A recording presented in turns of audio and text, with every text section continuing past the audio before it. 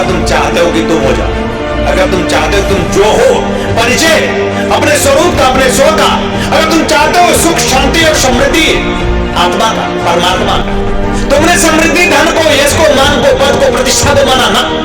मैंने नहीं माना। मैंने समृद्धि जब भी माना आत्मा परमात्मा को, और तुमको जब भी मैंने कहा आशीर्वाद देता हूं समृद्धशाली बन जाओ, तो इसका मतलब आप मान सब नहीं, सर्व की चाह रखो। सूत्र है, इस शिवरात्रि पर अपने चित्त में धसा लो, सबकी चाहत छोड़ो, सब धन यश मान पद प्रतिष्ठा, पति पत्नी बेटे बेटियां सगे संबंधी रिश्ते, इन सब की चाहत छोड़ो, सिर्फ सर्व की चाहत रखो। जो सिर्फ सर्व की चाहत, कमल जो सिर्फ सर्व की चाहत रखता है उसे सब मिल जाता है। सब मिला है, सब मिलता भी जाएगा, लेकिन सुख नहीं मिल रहा है, शांति नहीं मिल रही, तृप्ति नहीं मिल रहा, संतोष नहीं मिल रहा है, अपना स्व शिव आनंद प्रकट नहीं हो रहा है। धिक्कार है ऐसी शिष्यता पर श्री शिवत्व का बोध न हो जाए, धिक्कार है ऐसी शिष्यता पर कि आंखें बंद न हो जाए, धिक्कार है ऐसी शिष्यता पर कि अपने राम से मुलाकात न हो जाए, धिक्कार है ऐसी शिष्यता पर कि अपने आप में ना हो जाए। सिर्फ एकमात्र तुम हो मेरे लिए, तुम्हारा कोई नहीं, सिर्फ मैं।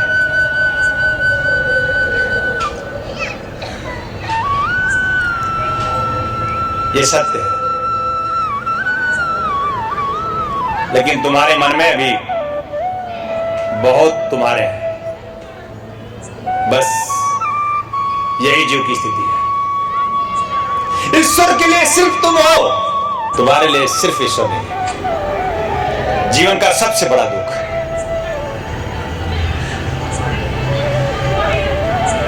जिस दिन तुम सिर्फ ईश्वर के बनोगे, ईश्वर को खोजने नहीं जाना, गुरु ईश्वर होता है, गुरु महेश्वर होता है। जिस दिन तुम सिर्फ ईश्वर के बनोगे, कोई तुम्हारा नहीं होगा, उसी दिन मैं तुम्हें मिलूंगा। रहूं या ना रहूं, सदा से रहा हूं, सदा रहूंगा, रहूं ना रहूं, सदा से रहा हूं, सदा रहूंगा। लेकिन जिस दिन होगा सिर्फ ईश्वर, सत्य शिव, सदगुरु, सिर्फ उसके लिए ही तुम सिर्फ बनोगे, वो तुम्हारे लिए है, वो सिर्फ तुम्हारा है। तुम उसके जिस दिन बनोगे संपूर्णता से, कर्मेंद्रियां और ज्ञानेंद्रियां जो है, कर्मेंद्रियों पर ज्ञानेंद्रियों का प्रभुत्व, दोनों हाथ जोड़कर जिस दिन पूरी तरह दंडवत कर जाओगे ना मन से, इन्होंने कहा ना राम नहीं हूं मैं, कृष्ण भी नहीं, बुद्ध महावीर तो बिल्कुल नहीं, लगता हूं क्या ऐसे बुद्ध? महावीर तो बिल्कुल नहीं लगता, क्योंकि महावीर कभी मुस्कुराए नहीं और मैं हमेशा मुस्कुराता रहता।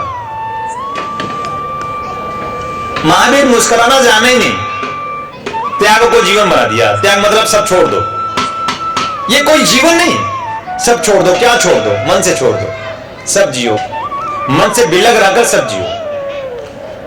शिव तत्व है, शिव चेतना है, शिव ज्ञान है। तो राम ने दीक्षा करी, पूर्ण हो गए। कब तक? जब तक पूर्ण हो जाए। कृष्ण ने दीक्षा करी, पूर्ण हुए। कब तक? 108 बार दीक्षा दी, एक गुरु ने 108 दीक्षा दी। और मैं कहता हूं दीक्षाओं का कहीं अंत नहीं, अनंत दीक्षा। और मैं व्यासपीठ में हूं तो झूठा बोलता नहीं, दीक्षाओं का कहीं अंत नहीं। और कोई एक शिष्य एक दीक्षा से ही पूरा होता है। जब भी मैं देता हूं दीक्षा तो पूरा करने के लिए, लेकिन तुम अहंभाव में नहीं हो, तुम धन्यता में नहीं हो, तुम अपने आप में नहीं हो, तुम श्रद्धा विश्वास से पूर्ण नहीं हो, तुम हाथ जोड़ विनीत करते हुए शिष्य नहीं हो, तुम दंडवत नहीं हो, तुम समर्पण में नहीं हो, इसलिए वह दीक्षा तुम्हें पूर्ण नहीं कर पाती। जब भी मैं देता हूं पूरा देता हूं, और जब भी मैं दूंगा पूरा दूंगा, और एक ही दीक्षा से पूर्णता प्राप्त हो जाती है। लौकिक उदाहरण ले लो, तुम माचिस की तीली लेते हो, घिसते हो, एक बार में नहीं जलता तो हताश होते हो, निराश होते हो, उदास होते हो? नहीं, तुम पुनः घसते हो कि दिया जला के रहूंगा, दिया जला के ही रहूंगा। और माचिस की तीली आप घसते रहते हो, एक बार, 2 बार, 10 बार, और जब तक जल नहीं जाता, और अगर न जले तो गुस्से में उसे फेंक देते हो, पत्नी को फटकार लगाते हो, क्या माचिस रखी हो, दिया जलाना है। गुस्सा आता नहीं आता? दिया जलाना है। और नहीं, पत्नी तो स्वयं में फटकार मारते, क्या यार माचिस जलता नहीं। यानी इतना प्रयास एक दिया जलाने में घर्षण करना पड़ रहा है। ऑक्सीजन और फास्फोरस का घर्षण है। ऑक्सीजन गुरु है, फास्फोरस शिष्य है। घर्षण हो जाए कुछ हवा में, घर्षण करो। और अगर तुम घर्षण करो, वादा करता हूं, जले तो कभी नहीं, बुझोगे भी कभी नहीं, पर जला जरूर दूंगा। जले ही नहीं, बुझोगे क्या?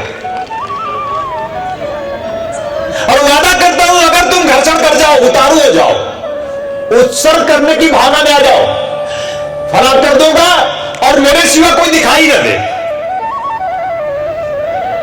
धरती पे चलो तो धरती में कण कण में दिखाई देना चाहिए।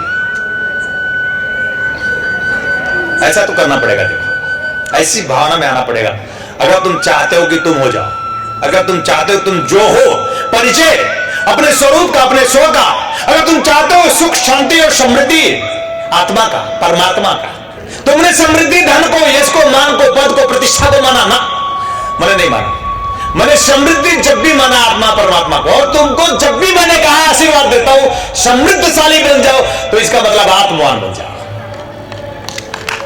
एक दिन उन्होंने मुझसे कहा, कमल, ब्रह्मवाणी में भी उल्लेख है, कमल, जीव जब सिर्फ मुझ सर्व को चाहता है, जीव जब सिर्फ सब नहीं चाहता, सब नहीं, धन, यश, मान, पद, प्रतिष्ठा, घोड़ा, गाड़ी, बंगला, ये जीव की प्रकृति है। जीव इसी में संलग्न है। जीव इसी से अपने आप को पूर्ण करना चाह लेता है। जीव इसी से अपने आप को खुश कर देना चाहता है। नहीं कमल, इससे जीव पूर्ण कभी नहीं हुआ है, हर जीव जानता है। इससे जीव कभी पूर्ण होगा नहीं, हर जीव जानता है। इतना समझदार तो जीव है, पढ़ा लिखा।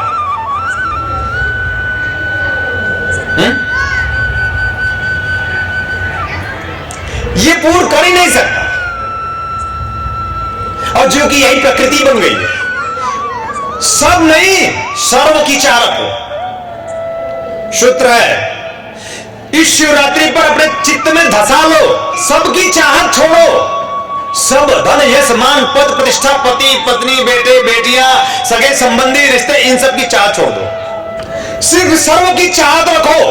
जो सिर्फ सर्व की चाहत, कमल, जो सिर्फ सर्व की चाहत रखता है उसे सब मिल जाता है। और तुम क्या करते हो? सबकी चाहत रखते हो, उसके पास हाथ जोड़े बैठे रहते हो। सब मिलता चला जाता है, सब मिलता चला जाता है। मजे की बात, सब मिला है, सब मिलता भी जाएगा, लेकिन सुख नहीं मिल रहा है, शांति नहीं मिल रही है, तृप्ति नहीं मिल रहा है, संतोष नहीं मिल रहा है, अपना स्व शिव आनंद प्रकट नहीं हो रहा है। धिक्कार है ऐसी शिष्यता पर कि शिवत्व का बोध न हो जाए। धिक्कार है ऐसी शिष्यता पर कि आंखें बंद न हो जाए। धिक्कार है ऐसी शिष्यता पर कि अपने राम से मुलाकात न हो जाए। धिक्कार है ऐसी शिष्यता पर कि अपने आप में ना हो जाए।